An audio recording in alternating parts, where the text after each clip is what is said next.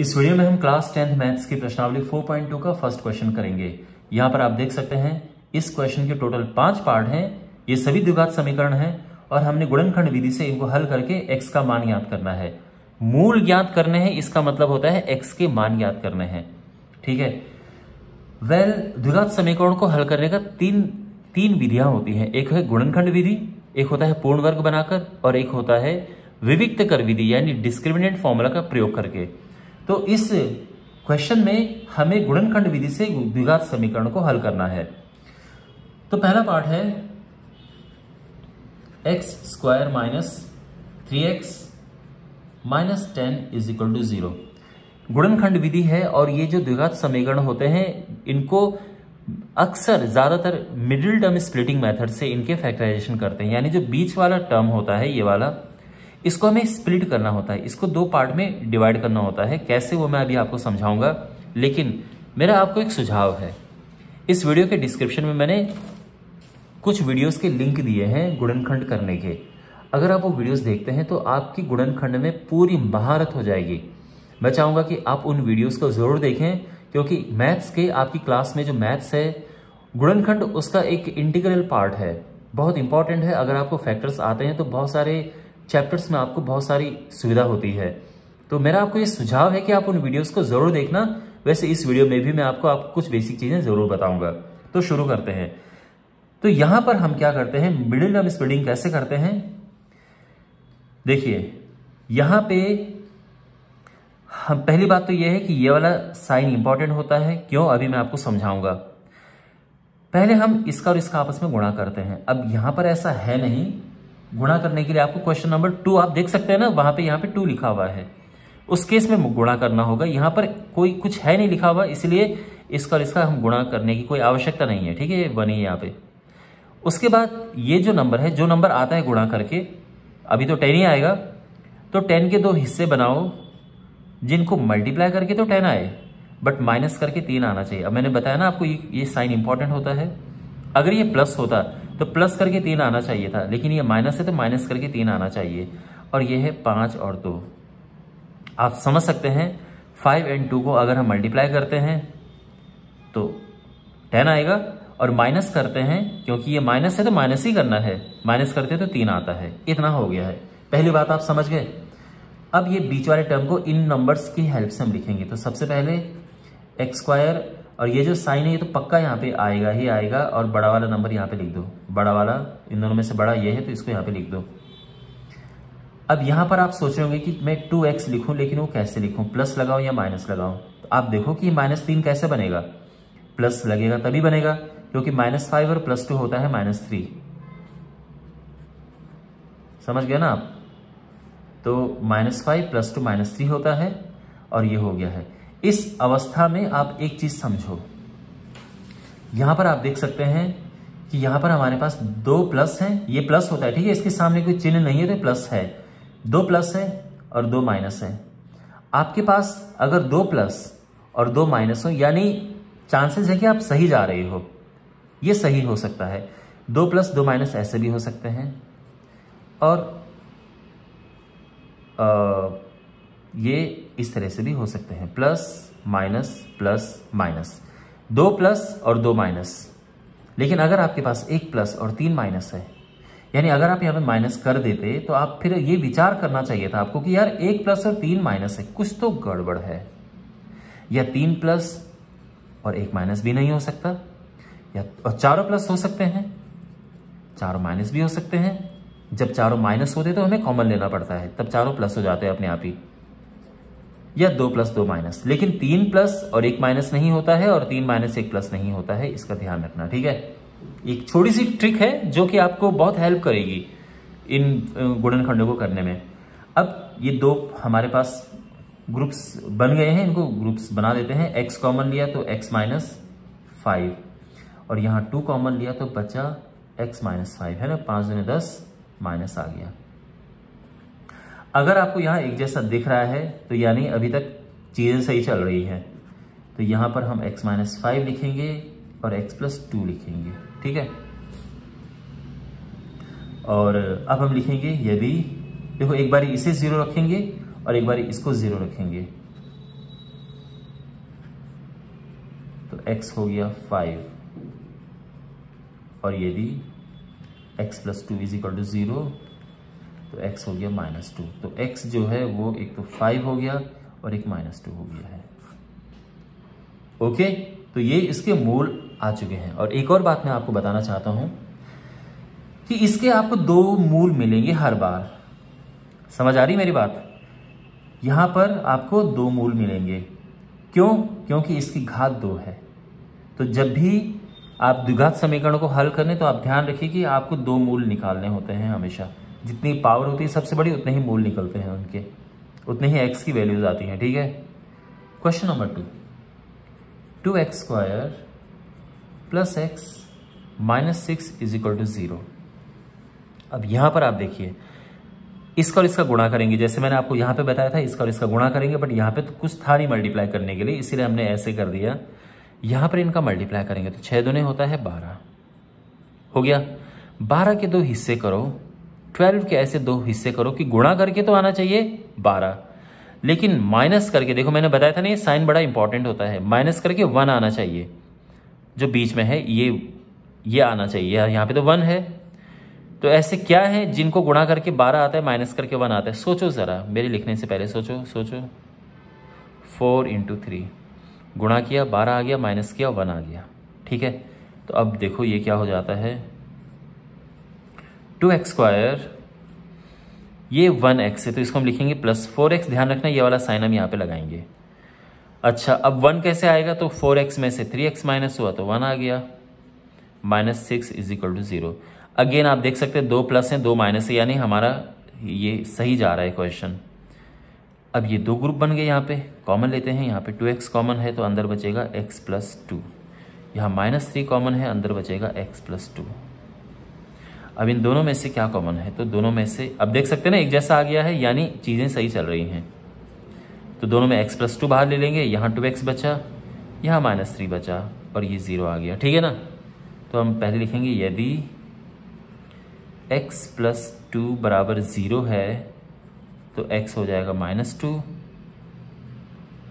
और यदि 2x minus 3 बराबर 0 तो 2x बराबर 3 और x हो जाएगा 3/2। ठीक है ना। तो जो मूल आ चुके हैं, एक -2 है और एक 3/2 है। ओके, तो आई होप आपको ये समझ आ रहा होगा।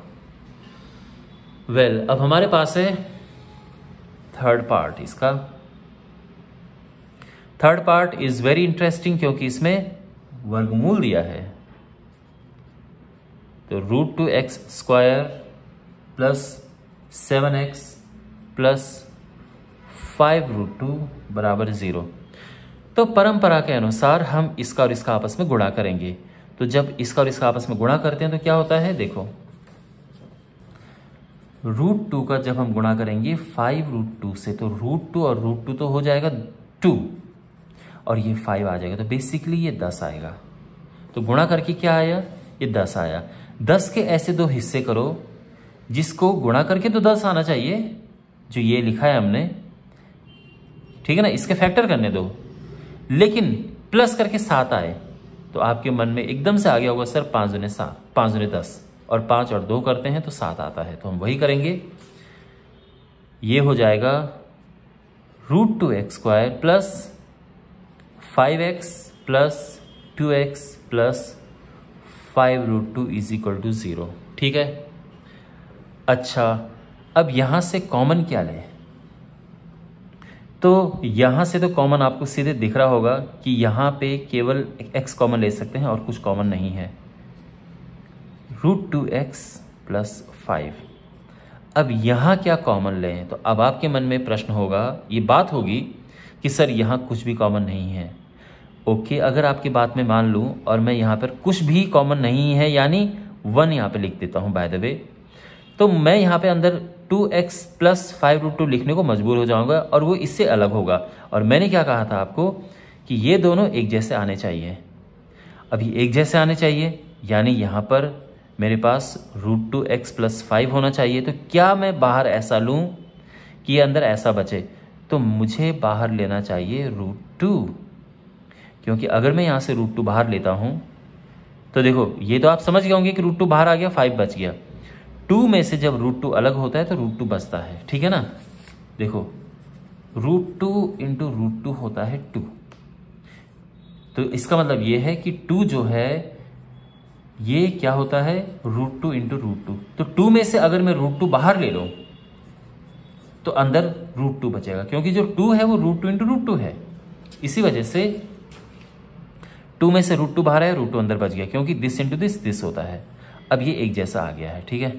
तो यहां पर √2x प्लस 5 और x plus √2 is equal to 0। √2x plus 5 अगर 0 है तो क्या होगा, √2x इज इक्वल टू -5 और x हो जाएगा -5/√2, ठीक है ना।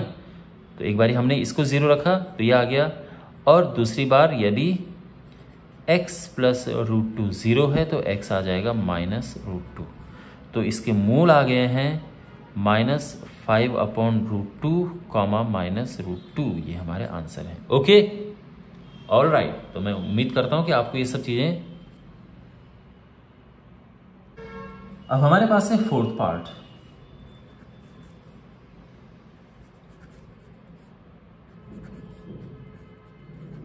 To x square minus x plus 1/8 is equal to 0।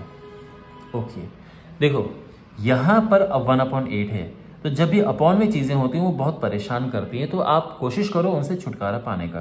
तो उसके लिए हम क्या करेंगे, हम एलसीएम लेंगे। यहाँ पे 8 आ गया, इसका यहाँ मल्टीप्लाई करो,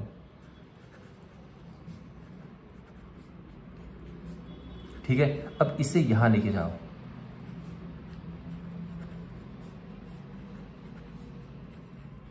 ठीक है ना। 8 का यहाँ मल्टीप्लाई 0 हो गया, और हमारे पास अब ये आ चुका है।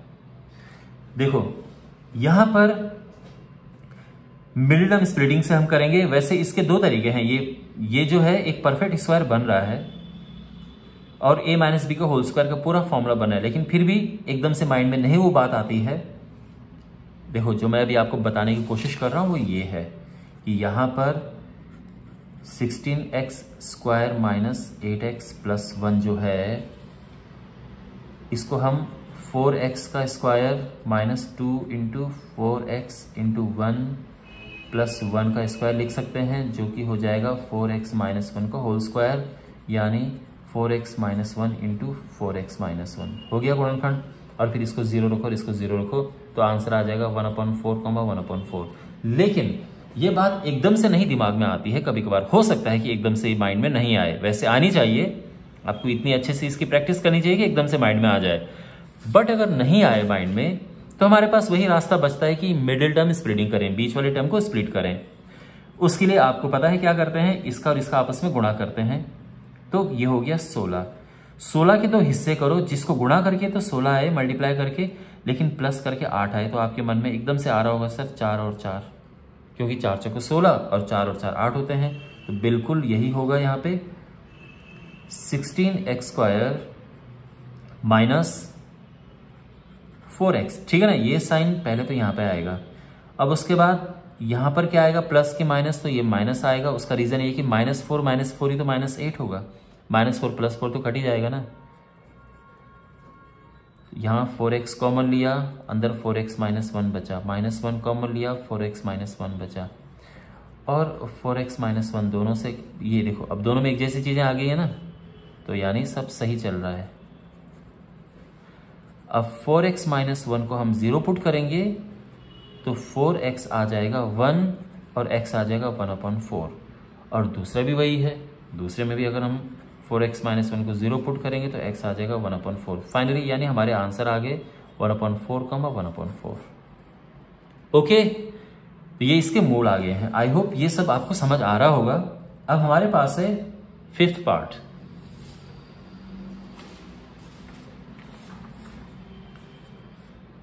वेल यहां पर 100x square minus 20x plus 1 is equal to 0। देखो अगेन यहां पर वही हो रहा है, यानी मैं दोनों तरह से इसको करता हूं।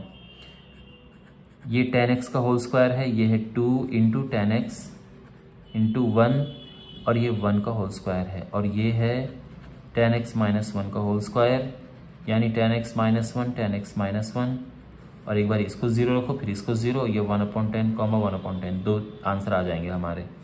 ठीक है, तो अगर आपके टीचर्स आपको इससे करवाएं तो ये आपको इस तरह से पता होना चाहिए कि ये कैसे हो रहा है। ठीक है ना, लेकिन अगर आपको मिडिल टर्म स्प्लिटिंग से करना है तो वो भी हो जाएगा। क्या करते हैं, पहले इसका और इसका आपस में गुणा करते हैं, तो ये तो हो गया 100, है ना, गुणा करके 100 की 2 ऐसे हिस्से करो कि जिनको गुणा करके तो 100 आए लेकिन प्लस करके 20 आए, तो आप जानते हैं 10 गुणा 10, तो ये हो गया है 100x² minus 10x plus 1 is equal to 0। यहाँ ग्रुप बनाते हैं वही जैसे हम करते ही हैं।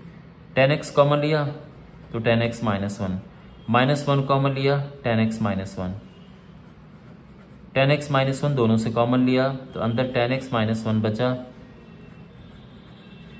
एक बार इसको 0 रखेंगे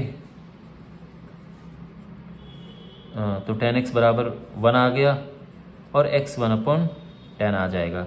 एक बार हम दूसरा भी वही है तो x बराबर 1/10 आ गया। तो फाइनली जो हमारे आंसर होंगे x बराबर 1/10 कॉमा 1/10।